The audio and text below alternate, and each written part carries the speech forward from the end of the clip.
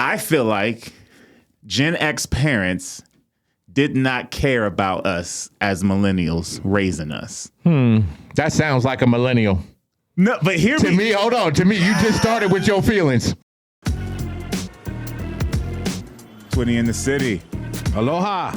I got a lot of thank yous. I don't even know if we're going to actually have an episode today. It's just going to be, I feel like, a bunch of thanks, man. Like but let's start from the beginning. What's up? It's Twitty in the city. I'm Twitty. That's the Hawaiian comedian. What is up, THC? How you living? Man, right now, I'm excited about how the response we are getting on YouTube right now. Dog, man, the live we did last week, which, by the way, you can go check it out. It was cool. It was awesome. I feel like it was that first date when you've been like finally chatting with somebody, but you finally get to meet and hang out, and it was cool, man. And you know why? Because they hit the like, they hit the subscribe button. They did. Do the same. You get notified. I even got notified on my phone because we went live. Why? Because I subscribed to Twitty in the city. Please turn on all notifications. Just go to your settings, click it right there. It's right at the top. All. You might even, we didn't say this in the live, but I feel like I can say it now.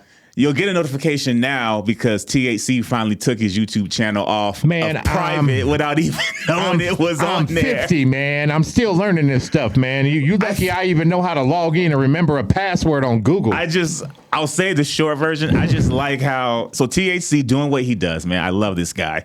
Trying to figure out why not people are getting notified and was only getting one or two when he went live. So what do? When you go live and you actually fix it, right?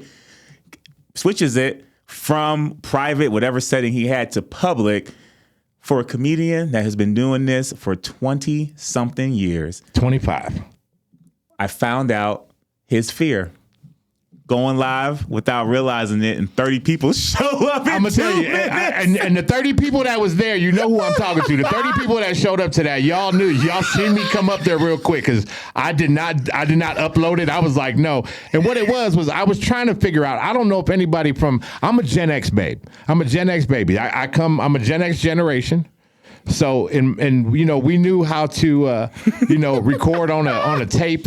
We knew how to do stuff like that. We knew how to rewind tapes and stuff. But I'm still learning different things. So I got the YouTube app open, and it says, do your channel, do your thing. So I'm like, all right, here it is. Here, let me try this. So I get on there and I'm watching it, and I'm going like 25 minutes, and I probably seen one or two people. Right.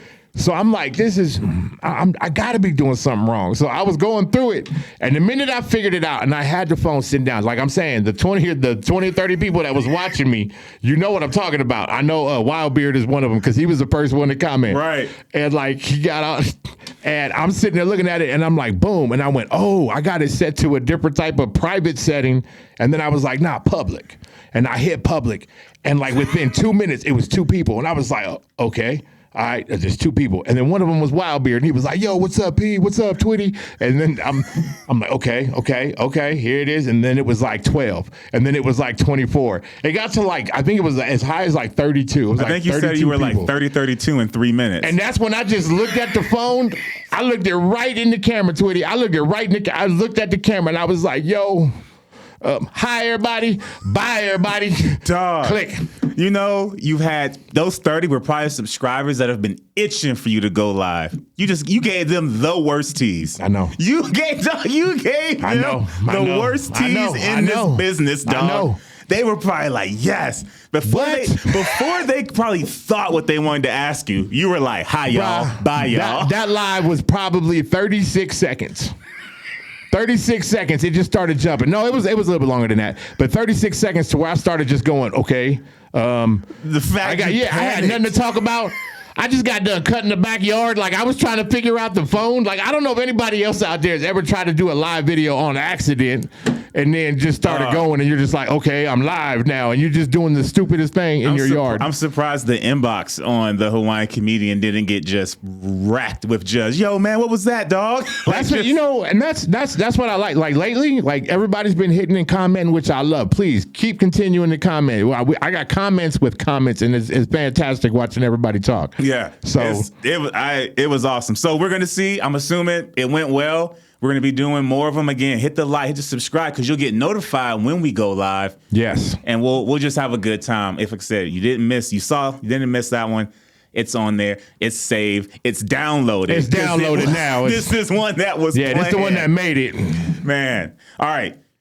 You laid it up for me without even knowing you was going to lay it up for me. What's that? So, Generation X, right? Yes, sir. I'm assuming... 1975. Yeah, my dad is 62, so he would also be a Gen Xer. Yep. Yeah. So, you ready for this? Go ahead. I feel like Gen X parents did not care about us as millennials raising us. That sounds like a millennial. No, but hear To me, hold on. To me, you just started with your feelings. You just told a Gen Xer about your feelings. That's how you gonna start this. All right, so hear me. That's the wrong way to start with a Gen Xer. Hear me out. Hear me. My feelings. I know this is going to bring it back full circle. Okay. But hear me out. And this happened because, so my nephew playing football, I love that as his uncle, went to a camp in, I forgot what state, but the state doesn't matter.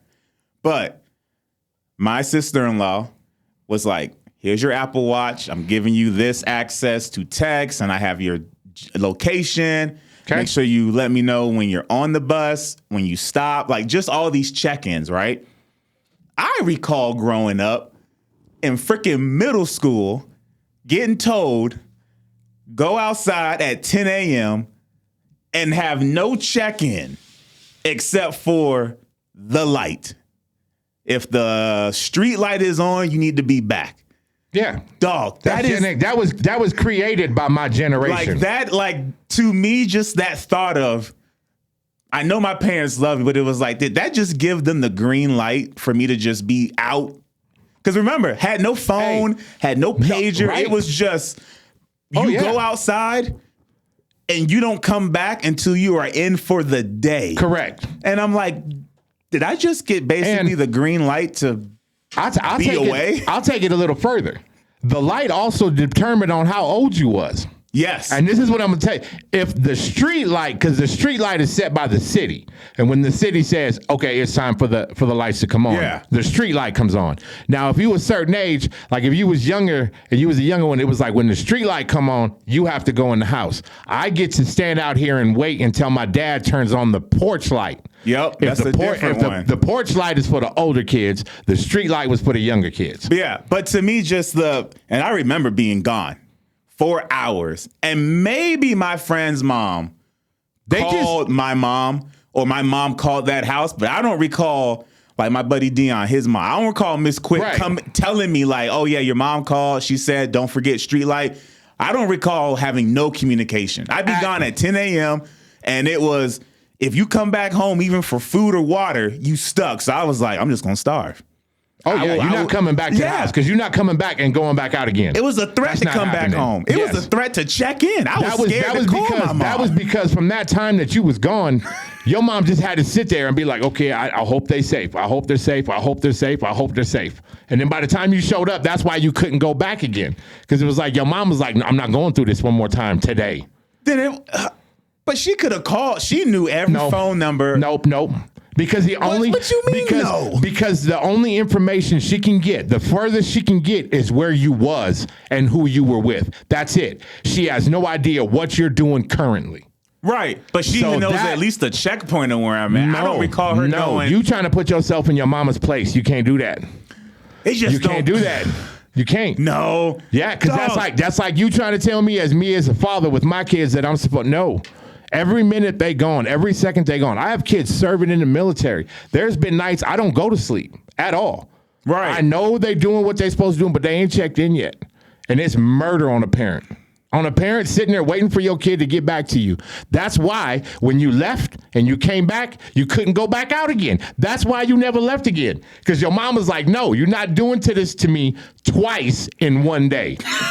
So when you out, just if I'm gonna be stressed, just make me be stressed. Your mom has to convince. You ask your mama. I ask my mom. My mama said the same thing. Did you have to convince yourself when I left that house that I left in the right state of mind and I was gonna be okay? Because you're not going to see me for 3, 4, 5, 6 hours. Oh, it easily was. Let's see. Left at 10, so 2 gets you to 12. And then by 6:30 was when the lights was coming on, the street light. I could be 25% of my city's length away from my house, and it's still almost about to have the street lights on, and I'm trying to get back to my neighborhood on my bike before the street lights come back on. That was another thing with the street lights. If the street lights on, my dad was like, I better be able to look outside the window and see you. Oh, yeah. If I can't see you, if you was on the cul-de-sac, I should see you in the cul-de-sac. If you're in, we called it a court. I know some people say cul-de-sac. Like, that's what I grew up on. Was a cul-de-sac. You know what? I think that's an East Coast, West Coast thing. Back home, and everything was a court. Because we went by, because it said CT. Yeah, we call it the cul-de-sac.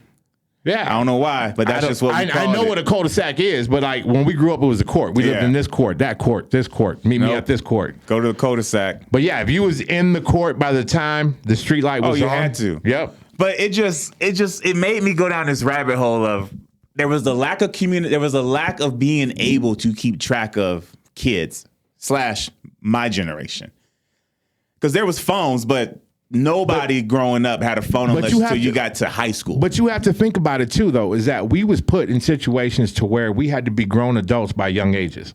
Like Gen X had to. We had to. Mom and dad both was working. If not, it was hard living where you were. Where I was living at, it was hard. Both my mom and my dad worked. Same. So it was. We had to find babysitters. Me and my 2 sisters had to find babysitters. We had to find things like that. But growing up in that type of environment, like I mean. That's the other thing too. Like and maybe it's because back then I don't know. You were a parent, so you might know. It's not about the fact of, I feel like there's way more sketchiness going on now than it was back when I was growing up. It wasn't more of like a sketchiness, but what it is that you had to build trust. We had to build trust with our parents a lot faster than with the younger kids today. Like for instance, growing up, Your mom didn't know what happened at school if you got in trouble until you came home with the note stapled to your shirt. Yeah. Now, your kid could be 30 seconds late to class, and my phone will have an email, a text, a phone call from the counselor, just because he wasn't there by the bell.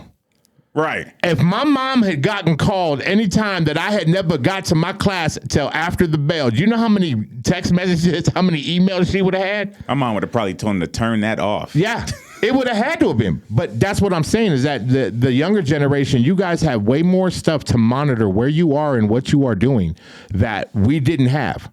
I don't know if I like that, though. I don't have kids yet, but I'm saying nope. Yeah, me growing up. I like the fact that the note was stapled to my shirt. I like that because you know why? I chose when she read it. I think it chose when she read it, but also for me it was I had so much time to think about that ass whooping to the point I sold myself on and convince myself, and also had to accept what happened. First of all, you gotta look at it as, is this an ass whooping offense before you get to 9 times out of 10 with me it was. It was like, is this worth me missing dessert? Is this note coming to the table before or after dinner? Is this 100, bro? That's why I said you had all day to figure out. Are you just gonna walk in the house? Yeah. Gun ho? Is that what you're gonna do? Just confess? Hell no. We gonna ride this out. And you know what? Maybe see how mom feeling. That depends on mom's mood. That's the other one. When mom picks me up from practice, how is she sitting? How is she holding that steering wheel? But I never had to ask, did you hear from my school yet? Kids today, my kids have asked me that more than I've ever asked my parents. Have you heard from my school? Did the school call today? Did the school call? Yep. Did the school call? He's like, I mean, yes, in the 80s and 90s, before everybody gets all mad, there was a way for them to call the house. But that doesn't mean that your parents was always home. Yeah. So it could have just got to the answer machine. But if they were, if you was a smart kid, some people knew how to get around the answering machine. Or you knew they was going to call after school, and if you was that kid that only lived half a block, you wasn't chit-chatting after that. You hauled ass home. Oh, yeah. So you could get to that phone and pick up and be like, oh, no. That's when you asked for help in the garage from your mom, knowing that your mom don't ever go in the garage. Yep. You'd be like, hey, Mom, I need help in the garage real quick. And then just to get her out the house so she don't hear the phone ringing in the kitchen. It was just crazy to me how I thought about that. The other way is how we used to transport is the word.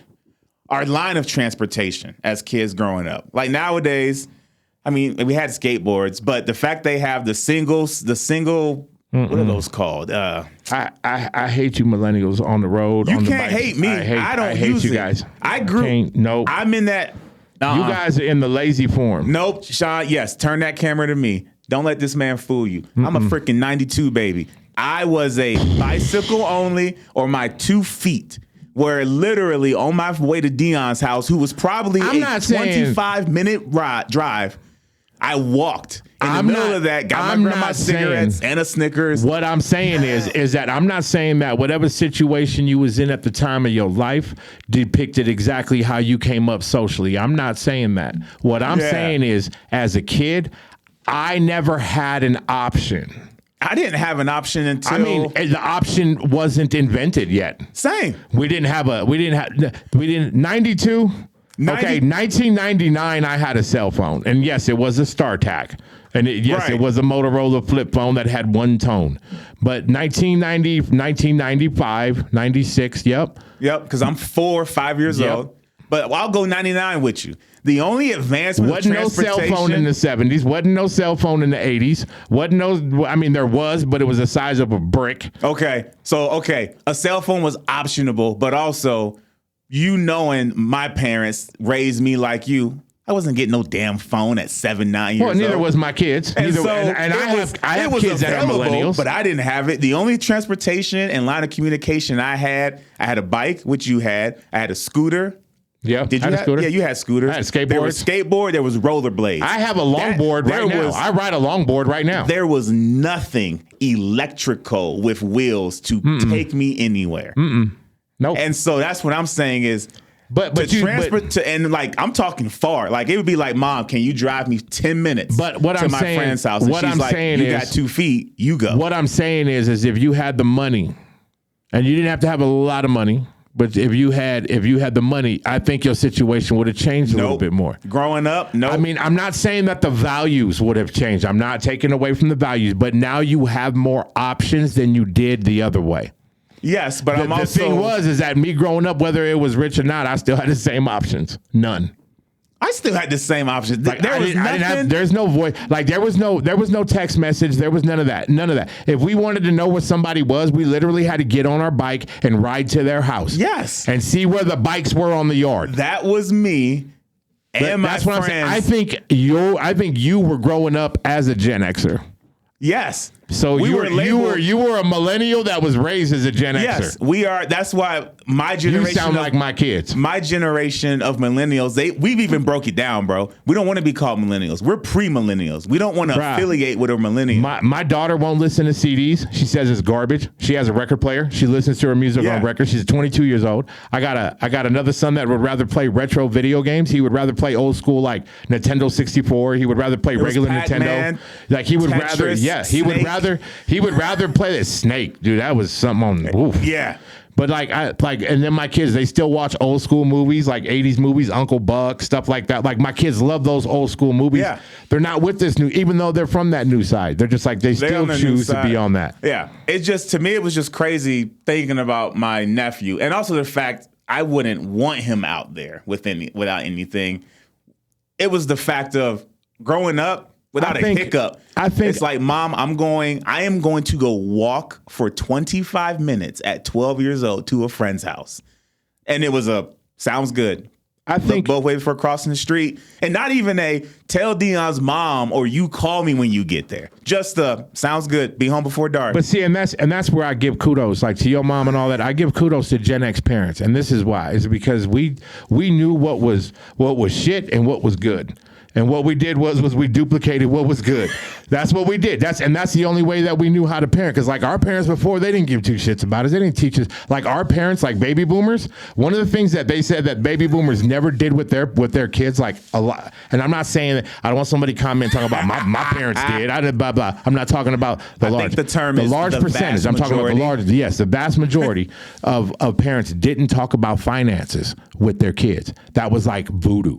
Like my parents never sat me down and taught me about finances. They never said, hey, make sure you put money here to the side in the bank. Do you know how interest works? Do you know how credit works? Do you know how stuff like that? Like that was voodoo for parents. But nowadays, Gen Xers will. We will pull our kids to the side and sit them down and be like, hey, how's your credit score? Oh, yeah. I had to know how to write a check. You don't need this many credit cards. You maybe need one, and then that's the one that you pay for gas. You keep it at a low. Like we teach our parents never taught us that. Our parents was more like, dude, I hope you figure it out. Well, I knew how to write a check at 8, 9 years old. Why? Because I would go to the gas station. Oh, dude, I knew where to write my name. I knew where to write my name. By the time I was like 7 years old, I knew how to write a check. I used to watch it was so I used to tell my kids that story. Like I used to watch my mother write checks at the grocery store. Tough. While she put her cigarette in the ashtray. So it wouldn't burn all the way down. It would just burn while the cashier would have her cigarette next to the cash register. I remember learning how I thought I was such a badass balancing my checkbook with I had a checking account. It was considered like a kid's Till you got to like the third page, huh? And then you was like, what am I doing? No, I thought I was a nerd, okay? Surprisingly or not, people that think I'm cool, I was a square. I had my shirt was tucked in, but I would literally with my GameStop gift card for $10 and then my $10 cash and then going to 7-Eleven. I would go home and would thrive at writing in my checkbook what I purchased that day. Bro, I tell you right now, my dad's words, my dad's words. I loved it. My dad's word. He looked me dead in the face. He'd be like, you know what? My son can't do math, but he sure can make change. And it's like, you know what's funny? That is 100%. I can have a certain amount in my pocket. And I could just walk into random stores, pull money out, know what I spent at each, and tell you exactly what's in my pocket without me looking. Oh, same. But if you ask me what the distance from the moon to the sun was, I'm gonna be like, no. Oh, it's miles. Yeah, but yeah, I can tell you. Yeah, I had a $20 bill. That candy bar was $2.45. That Gatorade was $1.09. It should have been $3 because it was $2 for $1. I should have exactly $8.72 in the pocket. And if I don't, then I got a hole in my pocket somewhere. And I will backtrack to see where the hole was. Because also 100%. My mom will know what I spent, and I 100%. Better have that money back. You don't even need to show her receipt. She already knows in her mind exactly what everything costs. That's what was crazy. And then my mom would be mad, even though she didn't give me that money. Like I went and cut grass. She'd be more mad about my own money than me. I think that's where anxiety happened in our generation was when our mom used to send us to the store with the exact change. Because on the way to the store, we would build up in our head like, what if it's more than that? I don't have any money. And it would come down to the penny. My mom knew it was like, you better give him this coupon, give him this coupon, and give him this coupon. And you would sit there and you'd be like, all right, I got $14.22. Exactly. And you're trying to do quick math, but you're not that good at it yet. So you're like, wait a minute. Then you forget about 40 like cents over. The state tax that you forgot to put on per dollar. Then you're like, wait a minute, how much goes for that? But mom's had it down. Yeah. My great grandma Bernice, rest her soul. She was a Snickers lover. $2. Still am. I love Snickers. $2 she would give me. And she knew every freaking time it was going to be 25 cents. And she said, don't you dare go across that street to the bowling alley and get you some M&Ms out the vending machine. And I'd be like, damn it, I can't even. Or I'd walk back with the Snickers and she'd be like, and stick her hand out. For the change? Yes. Knowing I'd be walking in, she'd be like, how was it? I'd be like, it's so good. It was hot, but I saw Dion and Kevin. They were up there getting their grandma's some. Oh, that's cool. Give my change. Like, damn it. Because I was trying to build up the 25 cents. So when I went probably for the third time in 3 weeks, I could then get me something. Nope. She knew what was coming back. Dog, great grandma Bernice. Don't let that old age fool you, great grandma boy. I just don't know how their math was always like. I was always surprised when that lady would look at me and say the exact number. And you look down. And I look down like this, and she would look at me like, Mom sent you with the exact amount again. And I said, yep, here you go. And she was like, yep, you're good to go. Thanks. It blew my mind. It would be more scary. Did you ever have to go by yourself and your grandparents or your parent wrote you a check? No, never went down with a check. Always went down with cash. I went to the grocery store with a check one time, and I was so nervous because my mom filled out everything else. Yeah, and she was like, I'm not showing the amount, but she was like, you go here, decimal, and you're going to write your number over 100 and draw a straight line to the end. Correct. And I would be so nervous. Because my mom made it sound like if you don't put that line in the middle, somebody else can put a fake number and then I'm going to owe money. And then that's going to be your ass. And it's like, well, why'd you send me with a check? Yep, exactly. See, that's why I don't mess with it. Send me with exact cash, come up in the, boom, put it on the table. But I like that because then it taught me about checks and how to write them to the point she would just give me the checkbook. I would just watch her. Like, I would just watch her. Every time we went to like Gemco, there was a store called Gemco before. I think Gemco became Target later on, but. Really? Yeah. I don't remember Gemco. No. That's a throwback. Yeah, it's an old store, but I remember going in there she was writing the check, and I just watch her write checks. Yeah, but I had to throw that out there. I guess Gen X did love us. They just also trusted and respected us. But it was just the thought of I would be gone for a whole day and no communication, dog. No, I lose my mind when I lose communication with my kids. I lose my mind. So, I sit back. I try to play it off like I don't care, but I do. Maybe that's why. Yep. Maybe that's why my generation. Because if I figure out that and if my kids are watching, which I know they don't because they don't even subscribe. Thanks, kids. But yeah, I'm calling them out right now just in case they're watching this episode. Bro said they don't even. They ain't even subscribe. What the hell? But I love my kids to death. I do. But it's so funny. It's not that we just want the best for them. We watch out for them. We trust them. I'm just saying it would have been nice to. Call the house that you know the number to, just to be like, is Isaiah there? But I guess they also knew, too, if I wasn't there, then I wasn't where I was supposed to be. And if they would have found that out, done. Not only are you mad, but now you mad and more stressed. Right. And that's when I probably would have got an ass whooping that just would have been horrendous. But it would have been out of love. Yeah, there's been a lot more trust between me and my kids than me growing up. Growing up, it was harder. There was a lot stricter growing up for me. Way a lot stricter. Yeah, I think it's because, like I said, lack of not communication. I almost said the wrong word. Lack of being able to communicate. Mm-hmm. They couldn't get a hold of you. So hit the like, hit the subscribe. Please hit the like and subscribe. Peace, kids. I know y'all. Hit that like and subscribe, man. Make Pops proud. The fact he said, I know they did not. If they are watching, I just called them out. When I come over to the crib, I'm gonna pull their phone. I'm gonna be the parent. Like, let me see your phone. You know what? I take it back. I know Joshua is, and I know Isaiah is. Yep. Guy isn't? Nope. Come on, dog. And you know what's funny? She on YouTube all the time, too. I know she is. Yep. I don't even, But she ain't. Next time I'm at the crib, you know what? Next time we at the crib, we'll go live from the crib and we're going to call her out. Yep. So, appreciate you. Till next time, I'm Twitty. That's THC. Aloha. We out.